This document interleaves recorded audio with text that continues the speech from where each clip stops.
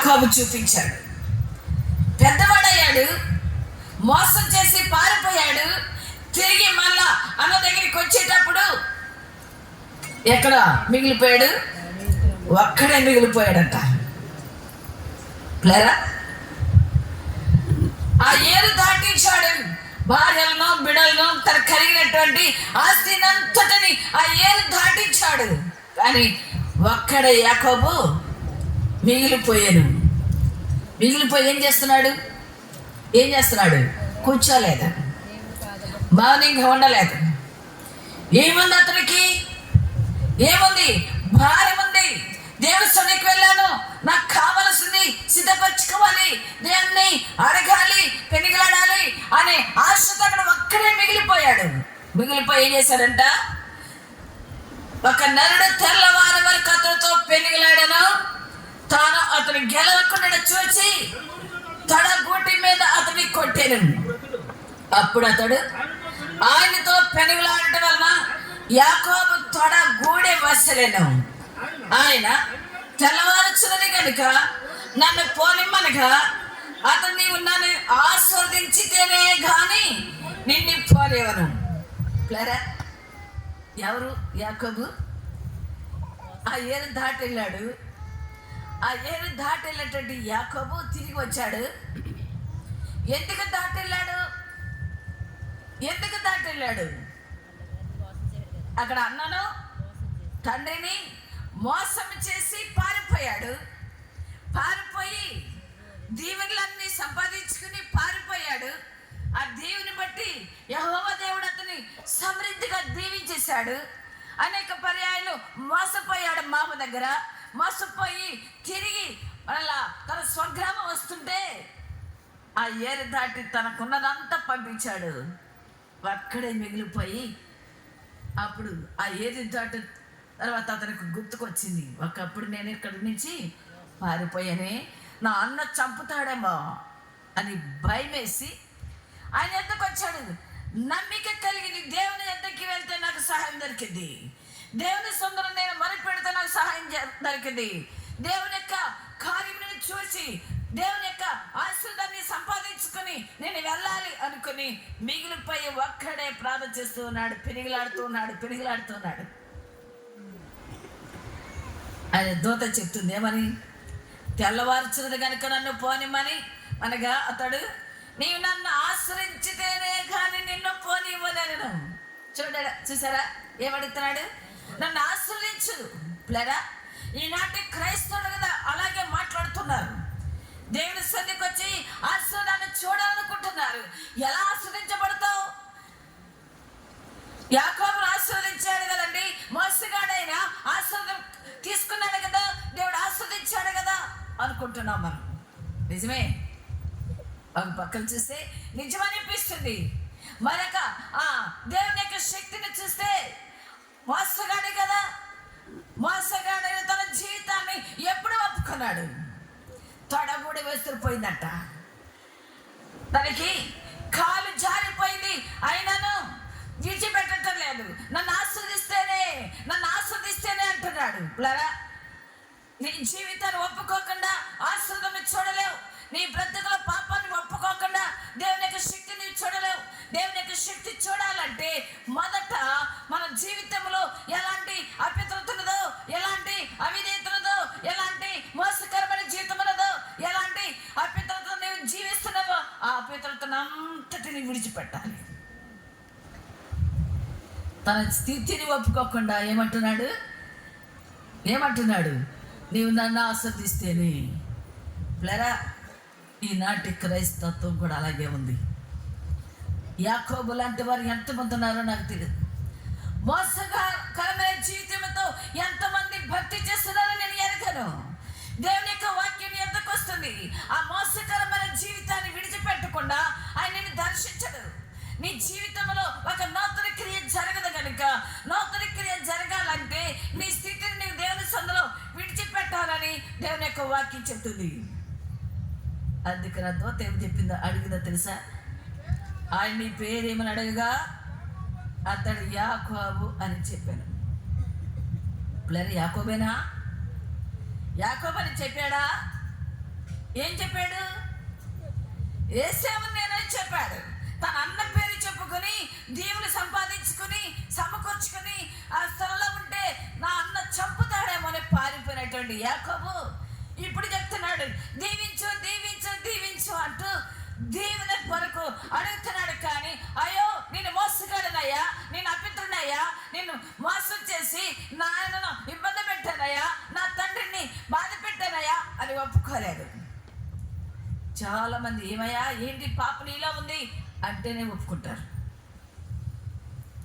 ప్లరా అడిగేదా కాదు, నీవు ఒప్పుకోకుండా మౌనంగా ఉండదు. ఆయన అడగక ముందే నీ జీవితాన్ని దేవునికి అప్పగించుకుంటే నీకు మేలు. ప్లరా యాకోబు ఏం చేస్తున్నాడు? నీ పేరేమిటి తెలీదు అనుకున్నాడేమో పాపం. అప్పటి వరకు దేవుడు నన్ను దీవించాడు కదా. నిజమే, తండ్రి యొక్క ఆశీర్వాద దీవెన యాకోబుకుంది గనుక దీవించబడ్డాడు. దీవిస్తూనే యాకోబుని శిక్షిస్తూనే ఉన్నాడు. కానీ గ్రహింపు లేదు.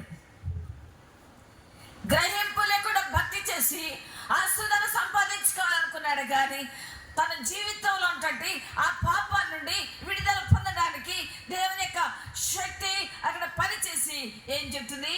నీ పేరేమిటి? ఏం చెప్పాడు? నా పేరు యాకోబు అని చెప్పాను. అయితే ఆ దోత ఏం చెప్పిందో తెలుసా? అప్పుడు ఆయన, నీవు దేవునితోనూ మనుషులతోనూ పోరాడి గెలిచినవి గనుక ఇక మీదట నీ పేరు ఇశ్రాయేలే కానీ యాకోబు అనబడదని చెప్పాను.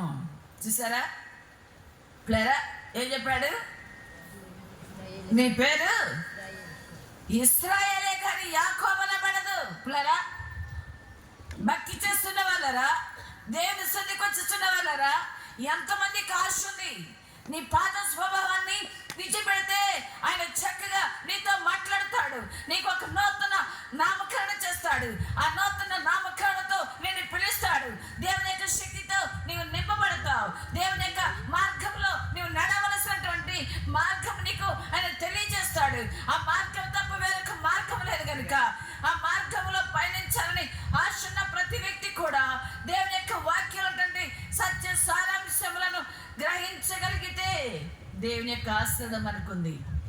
మన స్థితిని మనం ఒప్పుకోకుండా, మన బ్రతుకును మనం దేవుని సన్నిధిలో సరి చేసుకోకుండా ఆయన దీవెన మనం చూడలేము. ఆయన దీవెన చూడాలని ఆశున్న ప్రతి వ్యక్తి కూడా శ్రేష్టమైన భక్తి చేయాలి. ఎందుకో తెలుసా? నీ అవిధేయతని విడిచిపెట్టకుండా పరలోక రాజ్యం లేదు. ప్రార్థన చేస్తే మాకు చాలా కష్టాలు వస్తున్నాయండి అంటారు చాలామంది. కష్టం లేకుండా నీకు భక్తి లేదు. ఇరుకు లేకుండా నీకు దేవుని రాజ్యం లేదు. ప్లేరా, 4 ఏళ్ళు నోట్లోకి వెళ్ళాలంటే ఏం చేయాలి? కష్టపడాలి. కష్టపడకుండా నీవు తినవు, అవునా? కష్టపడితేనే కదా మనకు ఆహారం. భక్తి కూడా అంతే. ఇది శారీరకమైన కష్టము. శరీరాన్ని బలపరచుకోవడానికి శరీర సంబంధమైన కష్టాన్ని భరించి కష్టపడి ఆహారం తీసుకుంటున్నాం. ఆత్మకు ఆహారం కావాలి. ఏంటి ఆహారము? దేవుని యొక్క ఈ జీవాహారమును తింటూ దేవుని యొక్క శక్తిని చూసే ప్రతి వ్యక్తికి శోధించబడాలి. ఇరుకులోను అనేక కష్టములను అనేక పరిస్థితి ప్రభావాల చేత నీవు శోధించబడాలి. అందుకని దేవుని యొక్క వాక్యం చెప్తుంది. దేవుని యొక్క వాక్యాలను సత్యమును మనం గ్రహిస్తే లోకసువార్త 12:24 కూడా ఒక చక్కటి మాట ఉంది, చూసుకుందాం. లోకసువార్త 13:24.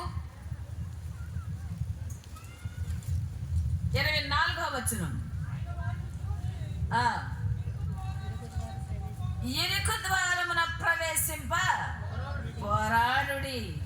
చూసారా ప్లేరా? ఎక్కడంట? ఎక్కడ ప్రవేశించాలి?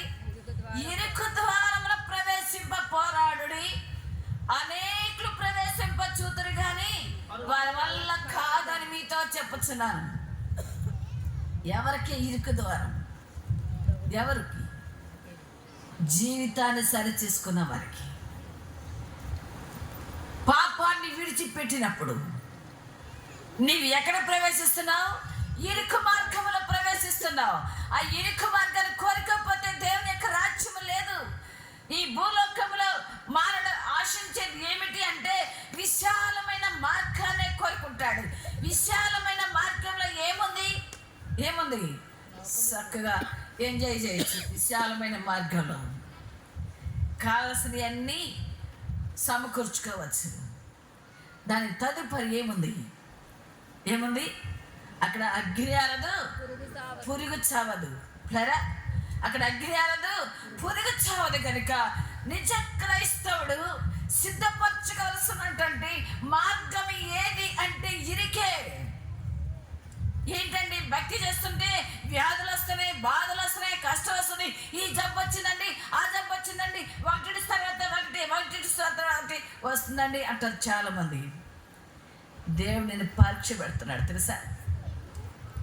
నీవు గెలుస్తావా ఓడిపోతావా? నీవు గెలుస్తావా ఓడిపోతావని ఇరుకులో నిన్ను ఏం చేస్తున్నాడు?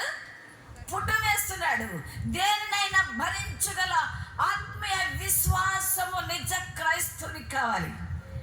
రాబోయే రోజుల్లో ఇలాంటి సువార్త కూడికలు జరగపోవచ్చు. కనుక నువ్వు సమయం ఉండగానే ఇప్పుడు ఎలా ఉండాలి? ఆ ఇరుకును కోరుకోవాలి. విశాలమైన దానికోసం నువ్వు ఆశపడితే దైవ శక్తిని నువ్వు సిద్ధపరచుకోలేవు, పరలోక రాజ్యం చేరలేవు. ఇరుకులోనే ఏముందంట? విశాలత ఉన్నది. దేవుని యొక్క మార్గములు ఎంత గొప్పగా చూడండి. ఇరుకు ద్వారమున ప్రవేశింప పోరాడి అనేక ప్రవేశింప చూతురు కానీ వారి వల్ల కాదు. ఇక్కడ ఎంతమంది జనం ఉన్నాం? మనందరూ ఇరుకు మార్గంలో ప్రవేశించగలరా? ఎంతమంది? అనేకులు ప్రవేశిస్తారంట, కానీ వారి వల్ల కాదని చెప్తుంది. నిజమే, ఒప్పుకోగలవా? చిన్న కష్టం వస్తే, కాలు నొప్పి వస్తే, నడుము నొప్పి వస్తే ఏం చేస్తారండి? అమ్మో, ఏంటి భక్తి చేసిన తర్వాత ఇలాంటి బాధలు వస్తున్నాయి? చూడు పక్కన చూడు అంత పచ్చగా ఉన్నారు.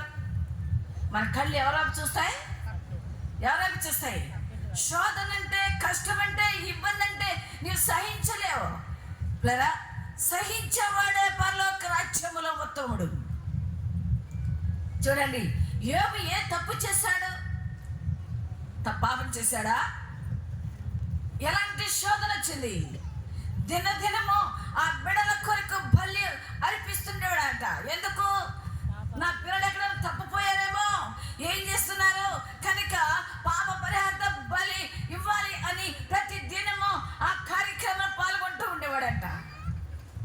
అలాంటి నీతిమంతుడైనటువంటి యోబు విషయంలో యెహోవా దేవుడే సాక్ష్యం ఇచ్చాడు.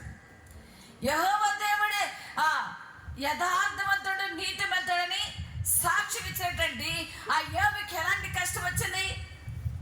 తనకు ఉన్నటువంటి కలిమినంతటిని ఎత్తుకుపోయారు. పిల్లలందరూ చనిపోయారు. తన శరీరం మీదకి బలహీనత వచ్చేసింది. భార్య వచ్చింది, ఇంకెందుకయ్యా దేవుడా అంటావు? ఆయన దూషించి చావరాదా అంది. ఆయన విడిచిపెట్టాలా? తన గురి ఎవరు? ఆయన వైపు చూశాడు. ఆయన వైపే తన మనస్సు దేవునికి అనుగ్రహించాడు. నమ్మాడంటే ఆయన నిజమైన రక్షకుడు సహాయం చేస్తాడని నమ్మి ఏం చేశాడు? ఆయన తట్టు చూశాడు. కనుక మొదటి కంటే రెట్టింపు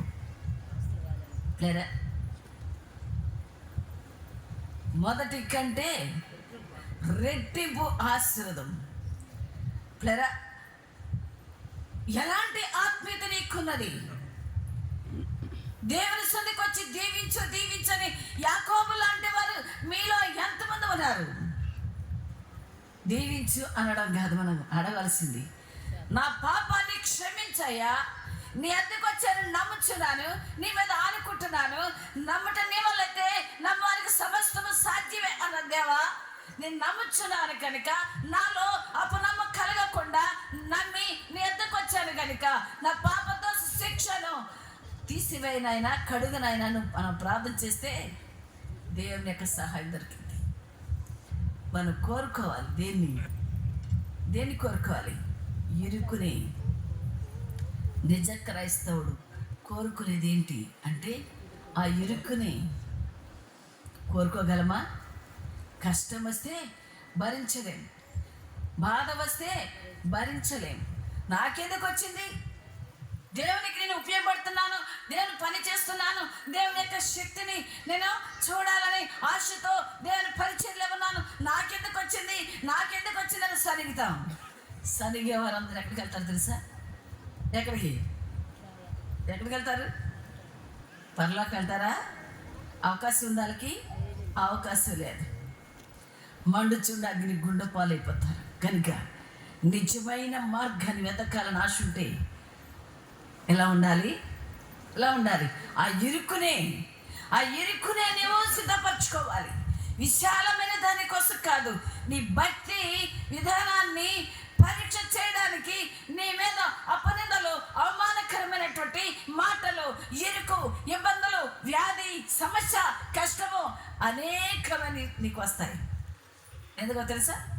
నీ యొక్క భక్తి విధానాన్ని ఆయన టెస్ట్ చేస్తున్నాడు అన్నమాట. ఏం చేస్తున్నాడు? పరీక్ష చేస్తున్నాడు. ఆ పరీక్షలో గెలిచే వ్యక్తిగా నీవు ఉండాలి. ఆ పరీక్షలో నిలిచే వ్యక్తిగా నీవు ఉండాలి. నిలవగలిగితేనే దేవుని యొక్క రాజ్యం. నిలిచారా? ఓడిపోతున్నారు. సనుక్కునే వ్యక్తిగా ఉన్నావా? పిల్లరా, సనుక్కోలేదు, సనగలేదు. తప్పు వెంటనే గద్దించాడు. బుద్ధిహీనరాలుగా మాట్లాడుతున్నావు. పిల్లరా, ఏం చేయాలి? వాక్య ప్రకారం నడవాలని ఆశపడుతున్న సోదరి సోదరులారా, ఒక ఉన్నతమైనటువంటి రాజ్య మార్గంలో, విలువైన మార్గంలో ప్రవేశించడానికి వాక్యం చెప్తుంది. ఏమని? అనేకులు ప్రవేశింప చూస్తారంట, వారి వల్ల కాదు అంటే దేవుని రాజ్యంలో ప్రవేశించేవారు కొందరే అని కనబడుతుంది. ఆ కొందరిలో నేను ఒక వ్యక్తిగా ఉండాలి.